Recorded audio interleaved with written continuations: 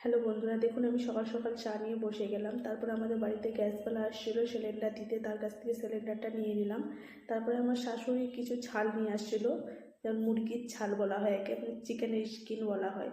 কারা কারা এই জিনিসটা খেতে পছন্দ করেন আমাকে কমেন্টে অবশ্যই জানাবেন।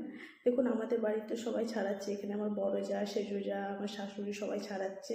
খেতে ভালো লাগে অবশ্যই, কিন্তু করতে ভালো লাগে না, এটা করতে প্রচণ্ড বিরক্তি লাগে। তারপর দেখুন এখানে আমাদের কালী বসে আছে। আমার ভাগনা দেখুন মুরগিকে কেমন পিছন সিটে বস করে নিয়ে সাইকেল চালাচ্ছে। তারপরে আমার বড় জায়ের ছেলে দেখুন ভয় বলে এই জিনিসটা নেই, দেখুন কেমন মুরগিকে মারছে, কেমন সাহস দেখুন কেমন। কার কার ছেলে এরকম সাহসী আমাকে বলবেন। আমার এই ভাইপোটা প্রচণ্ড সাহস। আমাদের যে কুকুরও আছে বাড়িতে, তারও পা ধরে টানবে, কোনো ভয় নেই, কিন্তু আমার ছেলে প্রচণ্ড ভয় করে।